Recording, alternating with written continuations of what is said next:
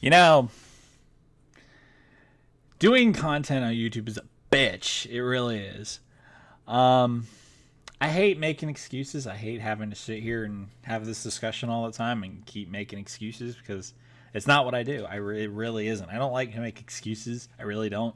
But making excuses seems to be what I've been doing a lot of. So that's just how it is. Um, so I'm not going to do that. I'm just going to sit here and we're going to do what I want to do right now. So, obviously, if you click the video, then you know what we're going to talk about. It is Saturday. It is 4 o'clock. NXT TakeOver is on tonight, and I'm excited. I'm very excited. I don't watch NXT week to week because I don't even watch Raw or SmackDown week to week, but I know what's going on. I read the live updates. Obviously, I watch certain segments. I can watch Raw and SmackDown here and there. I don't actively watch it like continuously all day, but I feel like that's coming. I feel like I'm going to get back into doing that because I have that's one of the few things that I know a lot about. I'm really confident in my knowledge and my viewpoints on wrestling. I really am. Are we going to go back to doing WWE shit? Probably. Am I going to do other shit? Probably. Am I going to be a game-centric channel? I don't know, because I like to play games. It's hard for me to stream and do shit because I'm not a vocal player. I'm really not. I got super stoked when I won my first Fortnite match, which was fucking epic, which I'm going to also upload on the channel, along with a few other clips, which I've garnered over time. But it's just highlights from things that I've done. Of course, I'm not going to show you shit where I get my ass kicked. There's one clip that I'm in that I really thought was some funny shit, but I die in it, but I watch the rest of it. But I'm going to upload a compilation video of some stuff that's happened in Fortnite the last, 20 times I've played it. So I'll put that up there. The WWE 2K My Player Legend. I hit the camera. Good job. Why am I trailing on about this bullshit? Well, you guys don't give a fuck. You're only here for one reason, and that's previews and predictions about what's going to happen at WrestleMania 34. I could tell you what's going to happen on NXT because, I could. It doesn't really make a difference. But it's Saturday. Why would you watch previews and predictions for a pay-per-view that's going to take place in 3 hours? Or 4 hours, whatever. 3.5. Let's go with that. For my time. By the time this gets uploaded and all this other bullshit, it'll be like an hour away. So why am I trailing on about this shit? God damn it. Fuck. Anyway, if you're seeing this, I highly suggest you go and watch NXT TakeOver New Orleans because it's going to be top notch. You got Andrade Cien Almas. I can't even say his name right. It's Andrade Cien Almas. Almas is going to be defending the NXT Championship against Aleister Black, which is going to be a hell of a match because I'll admit my first exposure to Aleister Black was TakeOver, Philadelphia, where he faced freaking Adam Cole. That match was brutal as fuck. So, I'll admit that. But the Gargano and Almas match was fucking phenomenal. It really was. So if that's any indication of what we can expect from Almas tonight, I'm all for it. Plus we got Johnny Gargano versus Tommaso Ciampa. That is going to be a barn burner. I can bet you that. So it's going to be pretty damn good. And the triple threat for the tag team titles and the Dusty Cup, NXT is going to turn out to be pretty damn badass. So if you've got the time tonight, I suggest you watch NXT TakeOver because it's going to be good. But like I said, that's not what you're here for. You're here for WWE. WrestleMania 34 previews and predictions. We're going to go over what's on the card, what to expect, and I'm going to tell you what I'm going to assume is going to happen because WWE at the end of the day is one of the most predictable things in the world because that's how we roll. So, we'll hit the little intro or whatever I decide to put in between, whatever buffer I decide to put in. And we'll be back and we'll talk about WrestleMania 34. Because my calendar says it's March. What the fuck? So, I'll be back in a minute and we'll talk about WrestleMania 34.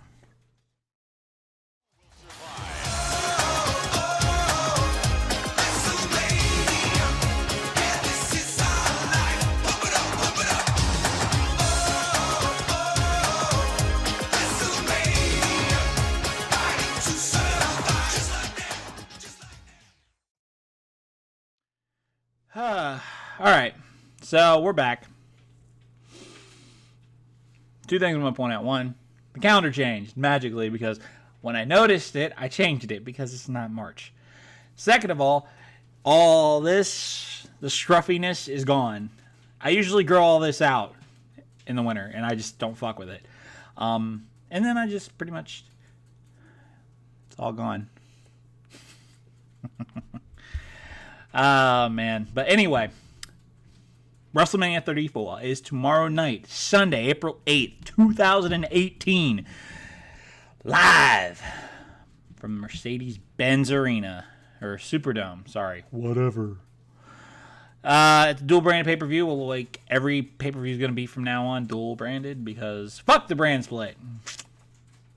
But this is going to be interesting. This is probably one of the most stacked cards we've had since WrestleMania 18. Or 17. Or 18. Whatever. 17 and 18 were both fucking stacked to the brim. This is going to be a big night. You've got all these people. It's crazy. Sorry, I was reading something. But anyway, there's a lot to be going into this event. There's a lot of things that could be coming out of this. There's a lot of things that people have been wondering about. I don't need to explain all the stories because you know what the stories are. You know what's going on and all that other shit. So I don't need to tell you these things because you know what's going to happen. I'm just going to tell you and pretty much just, roll with the punches because that's what we do. But we're going to go over everything's going to happen on the show. Also some other things. So, anyway, like I said, WrestleMania 34 is going to be tomorrow night or tonight, whenever the hell you're watching this, or it happened 3 nights ago. Of course, if you're watching this after the pay-per-view already went off the air, then why the fuck are you watching this? Unless you just like listening to me talk, which would be surprising, but either way. Let's go over the pre-show, which I don't agree with, but, what the fuck are we supposed to do? WWE's going to do whatever the fuck they want. And the pre-show is very overbalanced. It's underbalanced, basically. But, it's a 7-hour pay-per-view. What the fuck are we supposed to do? I watched it last year. I have a live reactions video. That fucking video, you can just see me getting trained. Why does this have to be 7 hours? Really? Does it have to be 7 hours? Really? Including you cut the pre-show, the show's still 6 hours, or still 5 hours. I understand it's WrestleMania, but fuck, dude. As I go through this, I'm going to tell you which matches don't even need to fucking take place. Which can be squash matches, or less than 10 minutes, or whatever. We'll get into all those things as we get to all the matches. So let's start with the pre-show. The pre-show is going to consist of 3 matches. Both Battle Royals, for whatever reason, and then the Cruiserweight Championship match pitting fucking Cedric Alexander and Mustafa Ali for the vacant Cruiserweight Championship. Like a lot of people have voiced their opinions, the Cruiserweight Championship should probably not be on the pre-show. It was on the pre-show last year. It's seen a resurgence over the last few months. And there was so much flack that they got last year for being on the pre-show.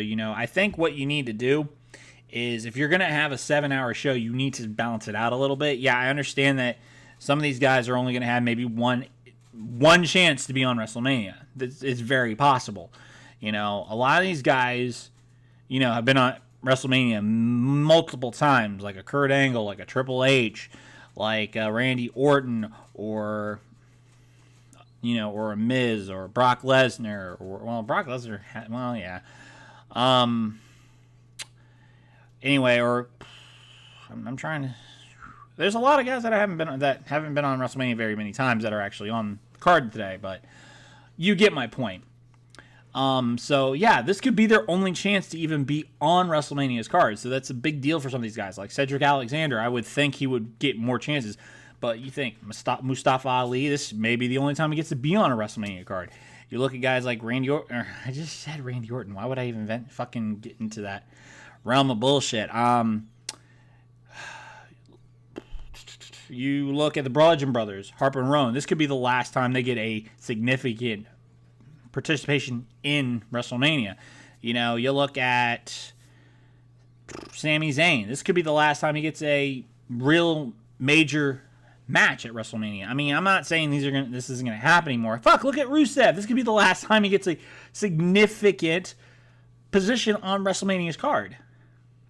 It's very possible. But regardless of those factors, the pre-show needs to have a little bit of variety. It can't be the same shit all the time. It used to always feature just bullshit matches nobody gave a fuck about. A lot of times it was the tag team championships, and back when there was only one belt, it was almost always on the goddamn pre-show.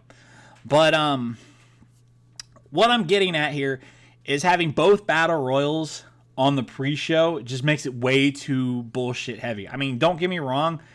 If you're going to put anybody and everybody from catering onto WrestleMania's card and you're going to put them in the 2 battle royals, then I understand it being on the pre-show. But at the same time, it makes more sense for one of those battle royals to be in the main card.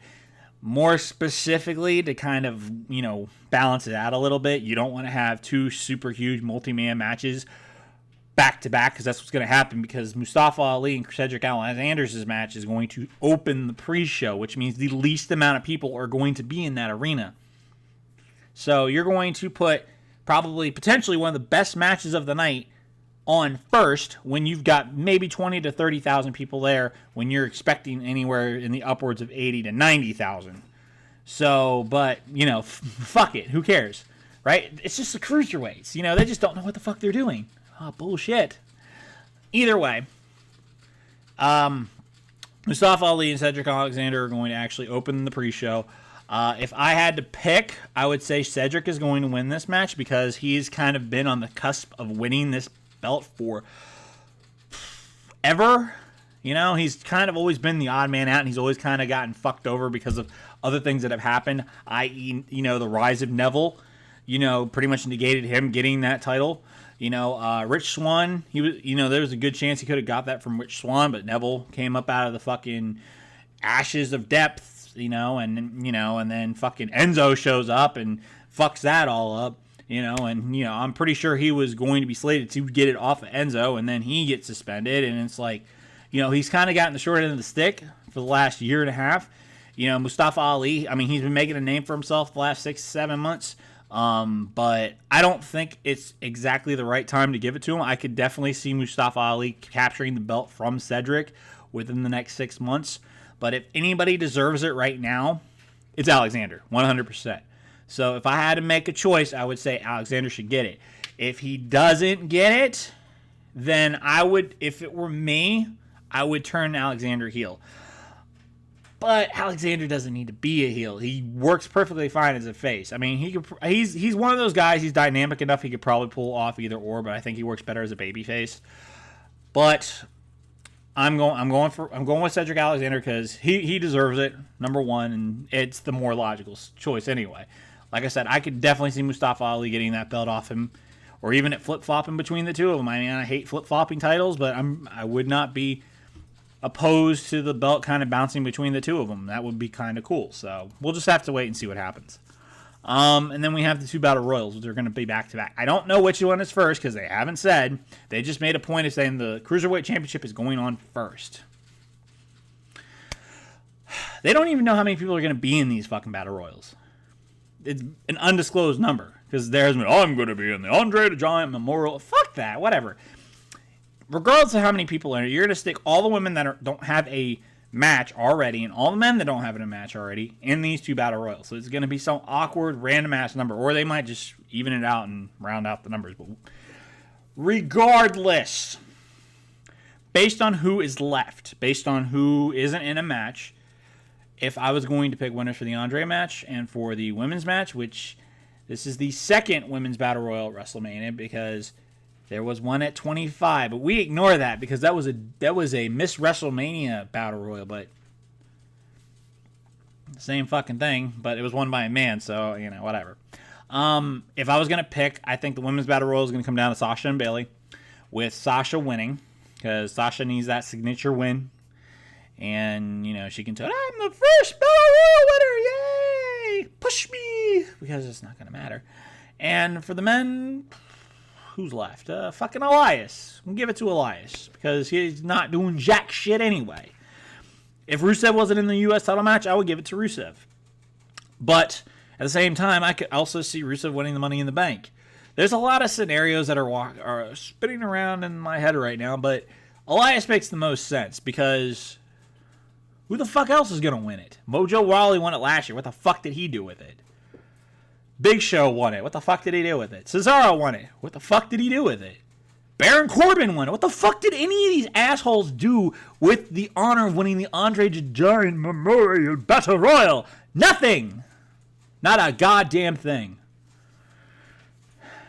Give it to somebody who is actually over. Somebody that's actually making a name for themselves. And build up that. Have him build the prestige of that trophy up. Because the fuck no one else gave a fuck.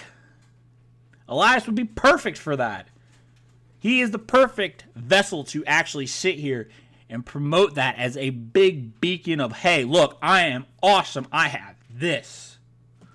You know, that in and of itself writes itself. It sets him up for a big run later down the road. Because who's going to challenge Roman Reigns on Raw? There isn't a whole lot of people. Elias could definitely be one of those people. You know, if he has the backing of the Andre the Giant Memorial. I keep doing that because there's no relevance to this fucking match. But if he has at least the backing of something, like, yeah, he's credible. He won a Battle Royal. Oh, it's like winning the Royal Rumble because that has meaning. Sort of. It used to have meaning back in the day, but, you know, there's been years where it opened the show. You can main event WrestleMania, and by main event, we mean open the show. All right, let's get to the main card because fuck the pre-show. But anyway, like I said, I'm going with Elias for the men's battle royal. I'm going with Sasha Banks for the women's battle royal, and I'm going with Cedric Alexander for then there's your pre-show. Whoop-de-doo. Main card. Now, any of these matches, half these matches can main event this freaking pay-per-view. That's the sad part. Half these matches can main event the pay-per-view. Only one can do that. But there's only a few that you can really use to open the show. And I really believe you need to have a strong opener. Last year you had AJ Styles versus Shane McMahon, which was, surprisingly, one of the best matches the whole fucking night. Go figure. So if I was going to sit here and I said, you need to have a strong opening match. You need something that's going to boost that up. You know what I would do? If I was going to pick a match to open the show, I would go with one of two options. I'd either go with the triple threat or I would go with the tag match. And what are you talking about? If I had the option, I would have the IC triple threat match start WrestleMania. It's like, but why would you do that? Why don't you put something like an Alexa Bliss versus Nia Jax first? Or, you know, some match no one cares about, like the tag team match. Because you want a strong opener. You want to start off with something you know is going to be good. And we know The Miz versus Seth Rollins versus Finn Balor is going to be a fucking fantastic match. And you know what? They have no chance of main event in the match. And I wouldn't want to get stuck in the middle of the card. Because getting stuck in the middle of the card is very, very tense because you've got people that have already been sitting there 2 to 3 hours. People are going to start rotating people are going to stop paying. They're not going to be paying as close attention, you know. And you want to hit that when it's fresh. You want to hit that audience when it's hot and on fire. Because you're not going to put your best match on first. Why would you do that? So you need a fire match to burn it down.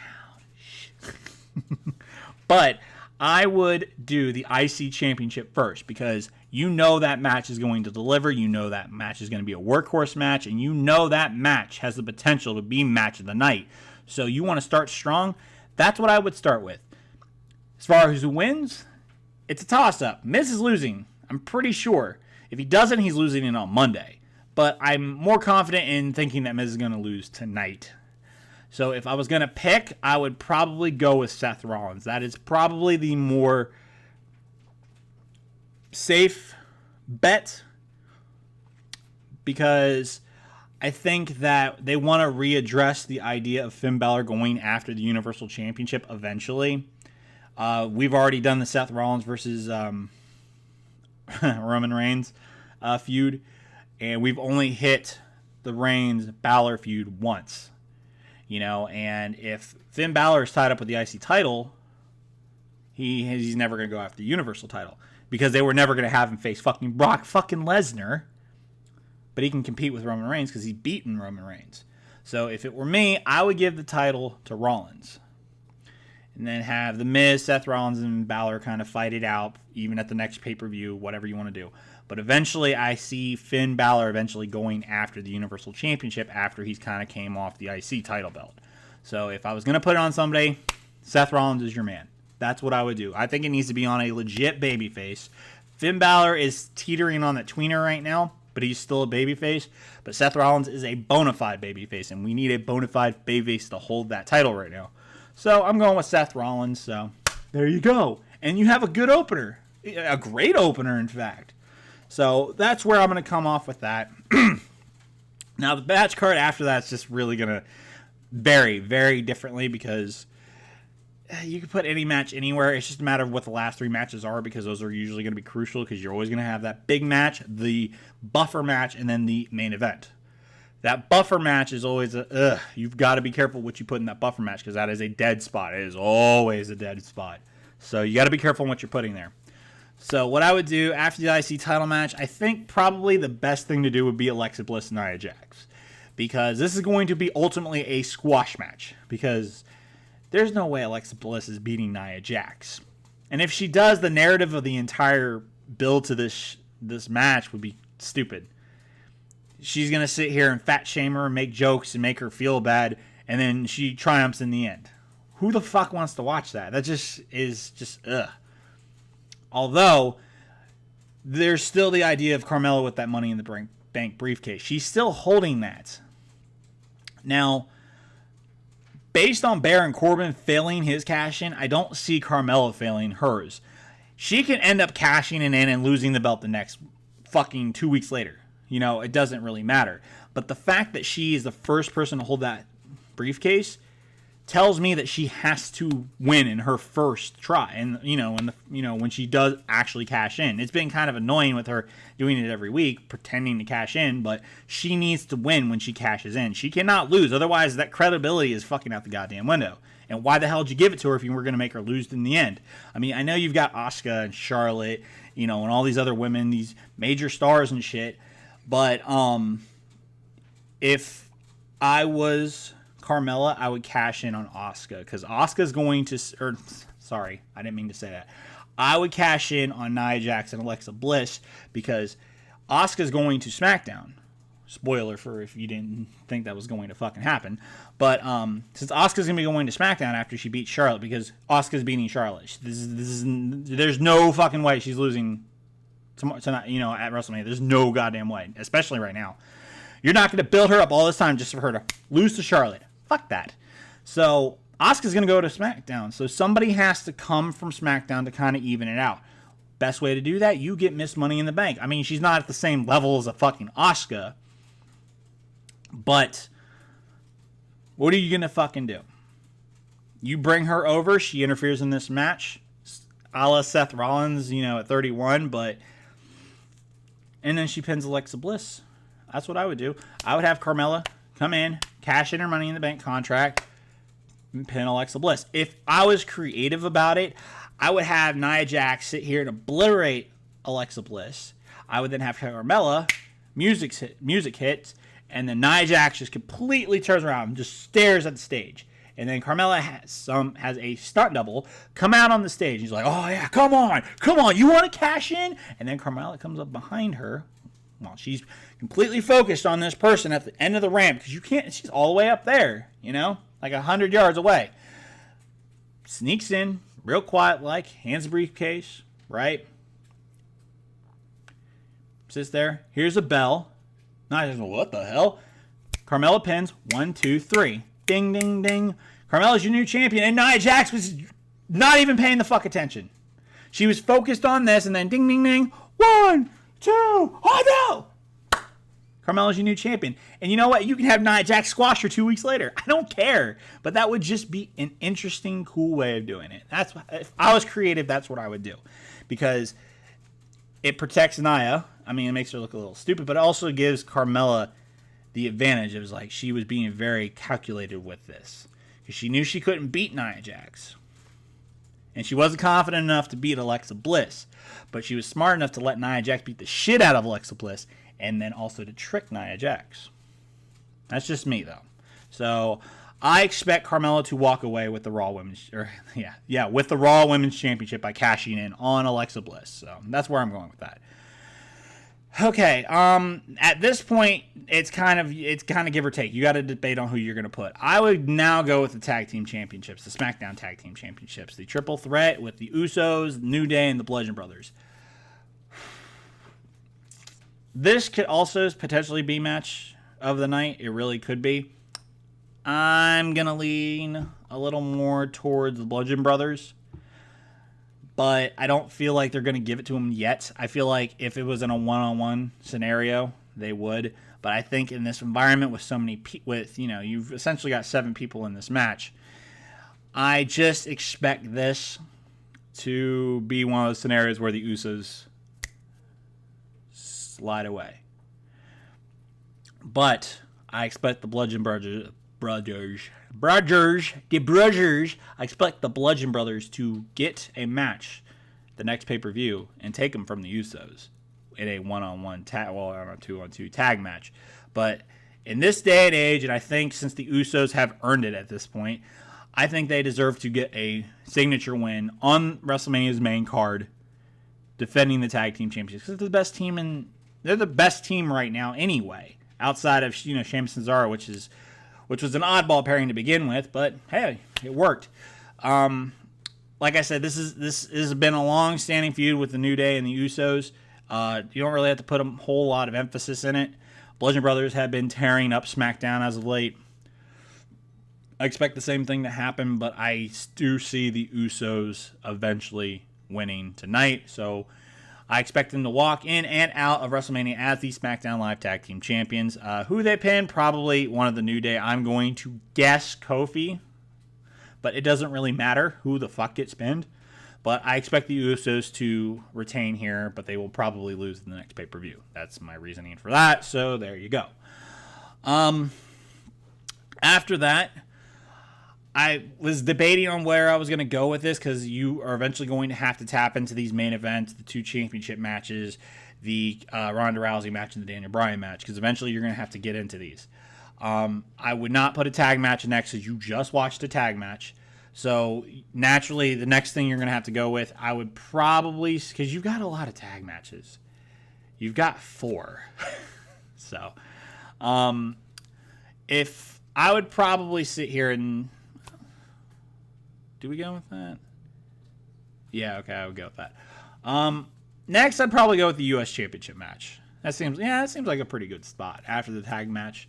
Randy Orton versus Bobby Roode versus Jinder Mahal versus Rusev for the U.S. title. This bill's been crap. Initially, this started over a top 10 list, which I haven't done since. Has anybody else noticed that? This started over a top 10 list that SmackDown has not done since the first one.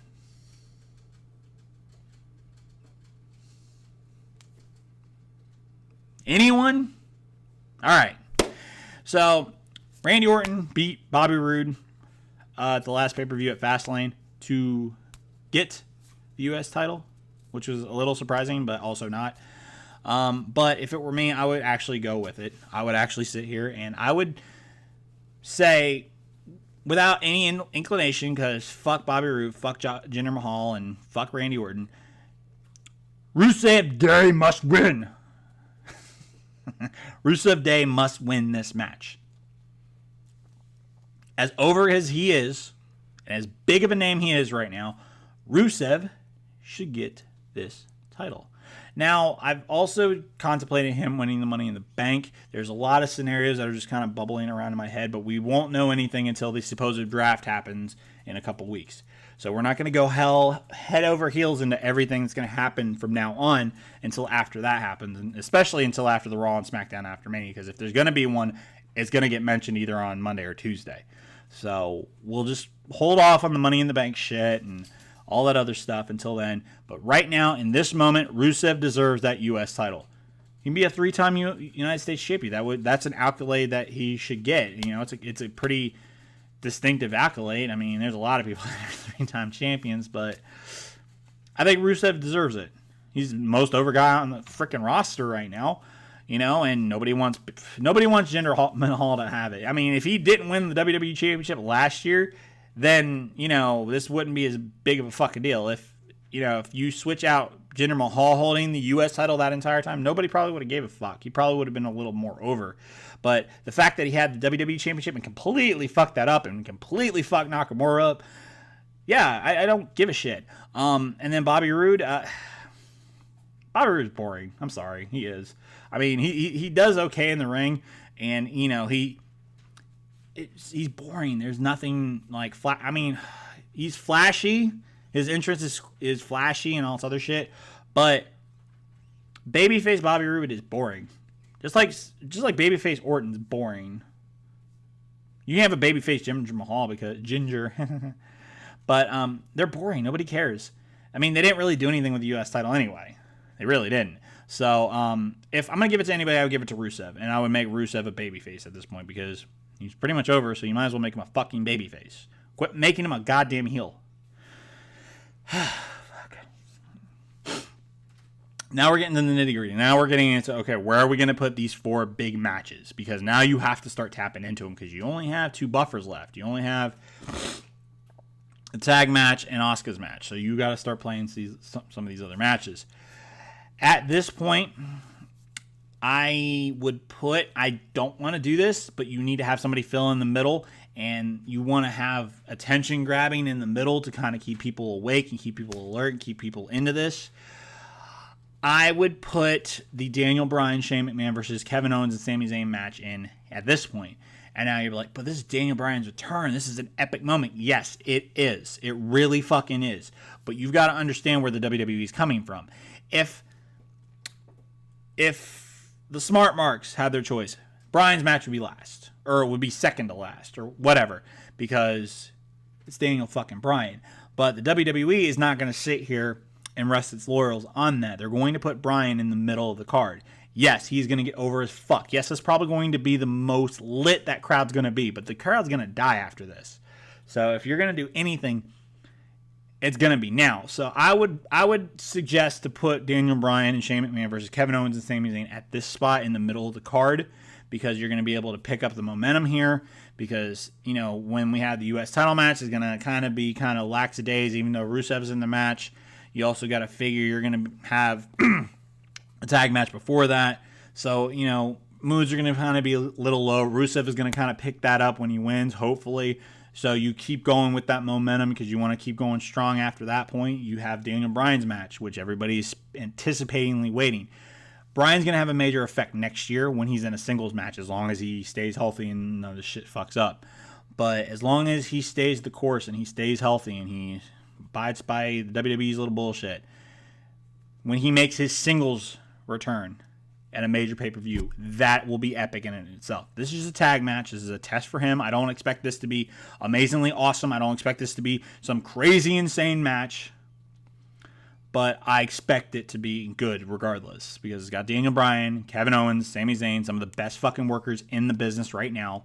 And you got Shane McMahon, who will do just about fucking anything. So this match has the potential to have some crazy shit going on. So I completely expect this to be a heck of a match. I actually also expect this to eventually get turned into a no DQ match, on the spot. So, but I would put this match in.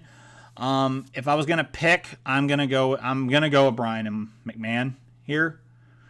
And then your question is, well, what are you gonna do with Zayn and Owens? They're gonna go to Raw. It's as simple as that. I mean, it would make more sense for Zayn and Owens to win so they remain on SmackDown. And then everybody keeps talking about, Shane McMahon heel turn and whatever. See, now I'm second guessing myself. You know what? Now that I process it and I actually think about it, it makes sense for Bryan and McMahon to win. But at the same time, it makes sense for fucking Owens and Zayn to win, especially since Owens has done he won last year. You know what? I'm going to go with Zayn and Owens, and I'm going to go with Zayn pinning Bryan. Specifically. because I think Zayn needs to have that. I think he's missing that one push to really get over as a heel, just to make his babyface turn that more epic. And him pinning Bryan in his return match will give him an immense amount of heat, which will put him over as a bona fide heel. So I'm going to go with Owens and Zayn, with Zayn pinning Bryan in this scenario. What happens after that? Fuck, I don't know. Who cares?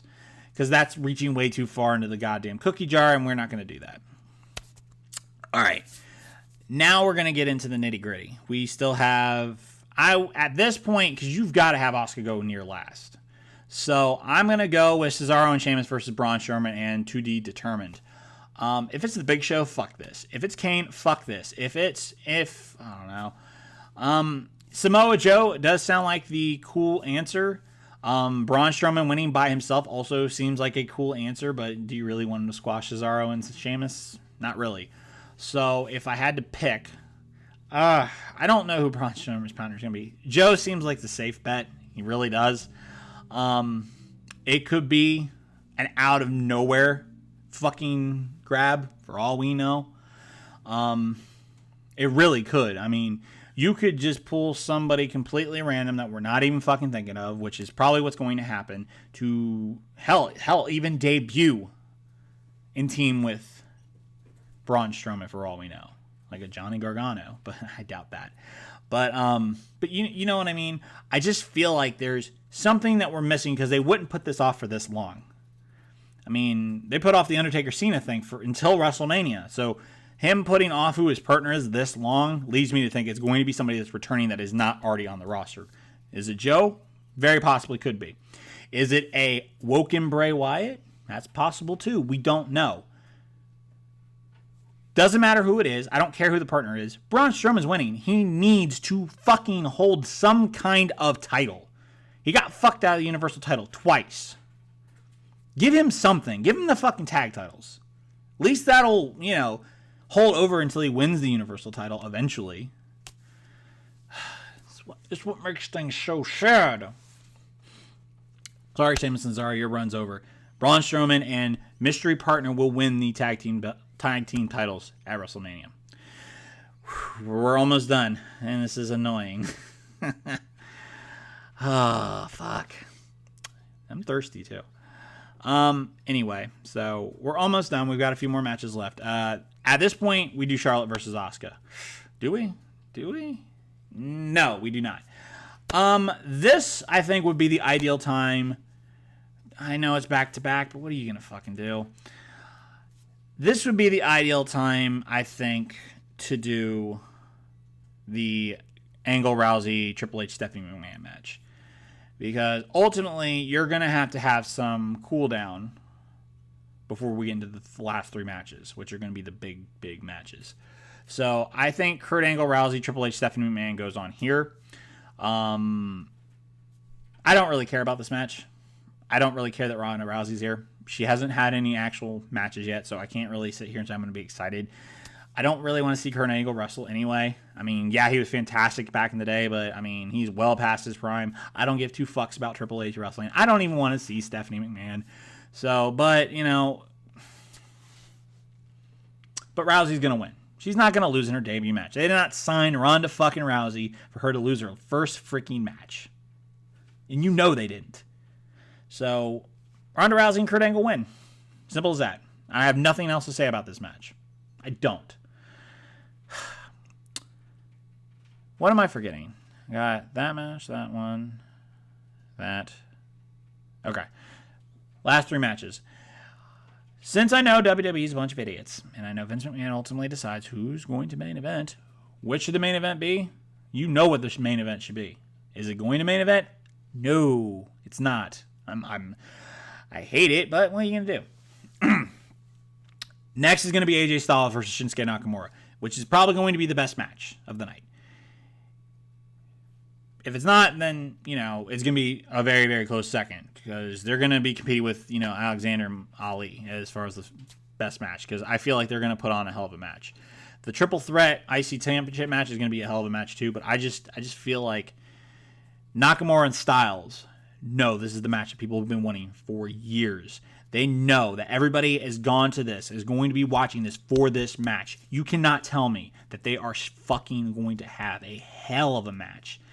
WWE uploaded a video where it was WWE Chronicles, where they followed Shinsuke Nakamura from the time he won the Royal Rumble till last week, last Tuesday.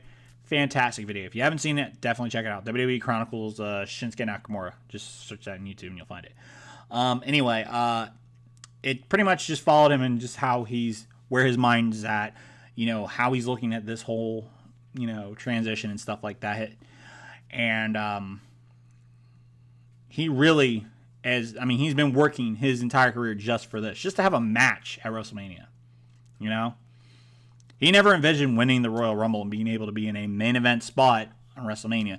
He just wanted to be at WrestleMania and wrestle at that event. The fact that he is wrestling for the WWE Championship, he's putting 200 million% into this. And AJ Styles, since he is the champion, he's going to fucking go out there like it's his last fucking match. So I can't stress enough how good this match is going to be. It could be, they could epically fail. Anything's fucking possible, but I don't see these two doing that.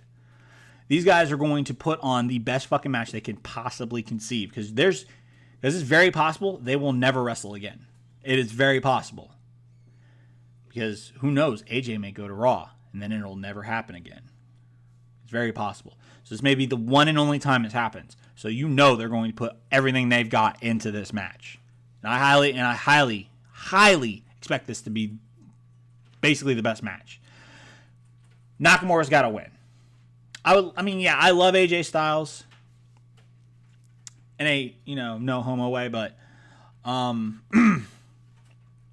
Shinsuke, you just got to win this. It sets up perfectly.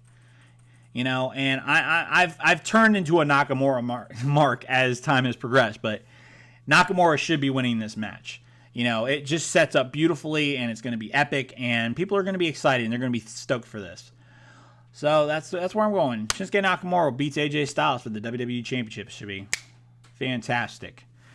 Now, 2 matches left. 2 announced matches. Aha, see where I'm going with this? Now, at this point, we've got Asuka versus Charlotte and Brock Lesnar versus Roman Reigns. They're not going to have they're not going to have women main event at WrestleMania yet, especially not right now. So obviously that means the next match is going to be Asuka versus Charlotte for the women's championship, SmackDown Women's Championship.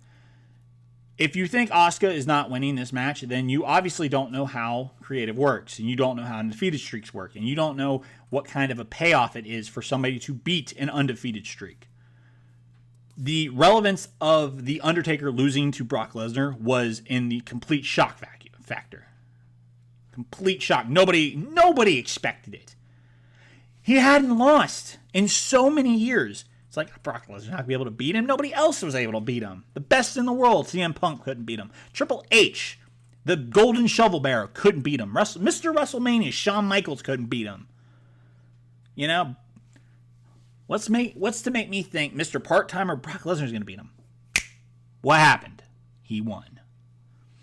Now, I'm not saying that you can't have the same, possibility with Charlotte, but Asuka hasn't been built up to that kind of a level yet. Beating Charlotte and winning the title and then dominating SmackDown will get her to the point to when somebody beats her, boom. Holy shit. But you have to build that intrigue. You have to build that mystique first. Yeah, she's been undefeated since she's been in the roster, but she hasn't won a title yet. Beating a woman that's been undefeated for over 800. Has it been that long? Well, whatever. I think it's in over 800 days. If I'm wrong, you can bitch me out in the comments. Whatever. But the intrigue in beating somebody who has never been a champion doesn't matter. But if you can beat somebody who's been undefeated for over 1,000 days, is the reigning champion, nobody can beat her. She's just unstoppable. And then you're the person that said, "No, I got this," and you beat her. Rocket strapper. Asuka wins. That's all you need to know. Finally, the main event we all want. Roman Reigns versus Brock Lesnar. Also, we already know what's going to happen. Brock Lesnar's leaving. He's not taking the belt with him. He's not CM Punk. Besides, CM Punk signed a new contract when he did that. So, he's not leaving with the belt. He's not going to pull a stupid stunt and win and come on Raw. I don't need this shit. I'm going to the UFC. That's not going to happen either. They have not built this match for an entire year. They did not build Braun Strowman up for Roman Reigns to tear the fuck down for no reason. They did not have Brock Lesnar dominate I keep hitting the mic. They did not have Brock Lesnar dominate the entire Raw roster for this not to have an ending of Roman Reigns spearing Brock Lesnar and winning the Universal Championship. It's going to happen. Deal with it. If you're pissed off, I don't know what to tell you. If you're excited, I don't know what to tell you. I would love to see Reigns turn heel in this scenario, but that's wishful thinking. But Reigns is winning. I don't know what else to tell you. He's going to win. Should he win? Probably not. Because he's already main evented WrestleMania fucking 3 times. This is going to be a 4th. But it is what it is. Whatever. So, but that's your WrestleMania previews and predictions. And he's like, wait a minute. What about John Cena? I thought this... Key to that. I think... I heard JD mention this because he's probably heard this from other places. But I'm going to go with this too because it seems the most logical and it makes the most sense. If I was The Undertaker, I wouldn't have a match now. I would have a match at 35. Because if you remember, the build-up for Rock versus Cena that took all year to build up, right? All year got built up. Biggest fucking match ever. Got built to heaven, right? Match kind of underdelivered. But that's a different story. You have The Rock and Cena who were whatever. I think the intrigue of The Undertaker coming out and being like, fuck you, you're not going to sit here and you're going to pull your bullshit while I'm at home, relaxing, not having to deal with your bullshit. You know, if it were me, I'd be like, you know what? You want me at my best. I will meet you in 1 year. I will meet you at WrestleMania 35 in New York. Okay? That will be my final match. I am never wrestling again after that.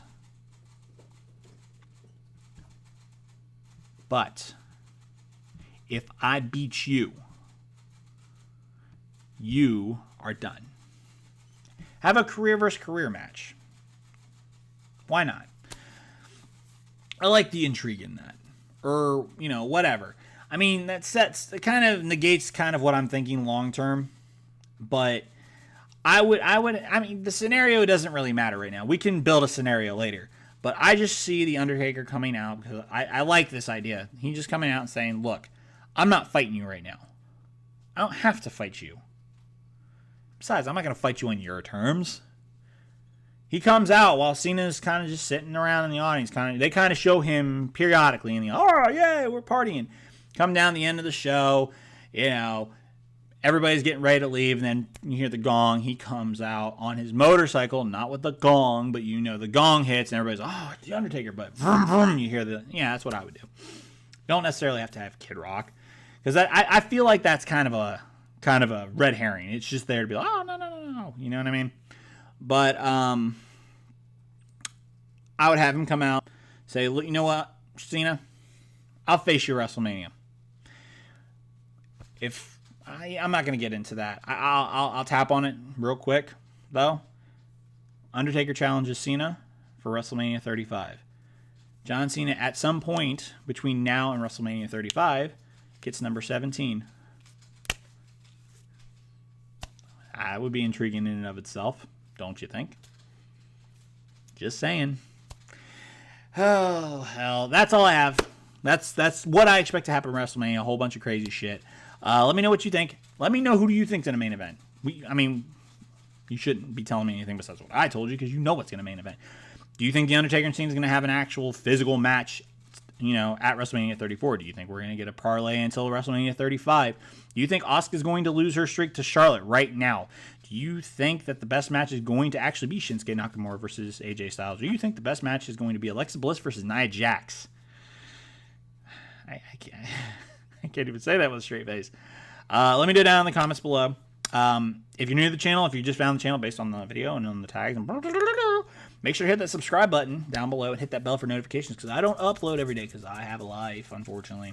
And I work all the time, so I upload when I can. So, like I said, hit that subscribe button down below. Follow me on Twitter at Jeremy Scott LP, because I like to tweet. Not a lot, but I tweet. Tweet. And yeah, just stay tuned to the channel. We're going to have two technical things from WrestleMania 34. We're going to have a live reactions. It's not going to be live on YouTube, but I'm going to basically record my reactions, and I'll basically show you how I reacted to WrestleMania 34 throughout the whole night. And then we'll do an actual review for it, and then we're going to do reviews of Raw and SmackDown from this point forward. It's an undertaking, but I gotta do something. I gotta find something I can do and actually have some fun with. So that's what we're gonna do here. So we're gonna give it another try. I got some followers based on me doing Raw and SmackDown reviews, so we're gonna give that another shot and see how that runs, because apparently the shit I do right now nobody fucking likes. So what am I gonna fucking do? So we gotta go with what the people like, not what I like. So we're gonna go back to doing Raw and SmackDown reviews. So that all starts after WrestleMania. And I will see you tomorrow when we review WrestleMania 34. Or it'll be Monday morning, whichever happens first. So, but, yeah, we'll see you then, and peace out. Oh, also, nah, we're not even going to go into that. We'll go into that later, depending on... I have to watch something else to see if it matters right now, so we'll wait, and we'll get into that then, but... Like I said, I'll see you guys tomorrow for WrestleMania 34, and I will catch you guys on the... No, I'm not going to say it. I'll think of a better catchphrase. Fuck Flipside, and fuck, see y'all next time, or any of that other bullshit. Fuck off. Yeah, let's go with that. I'm Jeremy Scott. Now fuck off. Should I do that? No, that seems kind of rude. Why am I still doing this? Follow me on Twitter. Subscribe to the channel. Tune in tomorrow for WrestleMania 34 review, and then thereafter for Raw and SmackDown. And I'll see you guys later. We'll leave it at that. Fuck it. Fuck it. Torbjorn,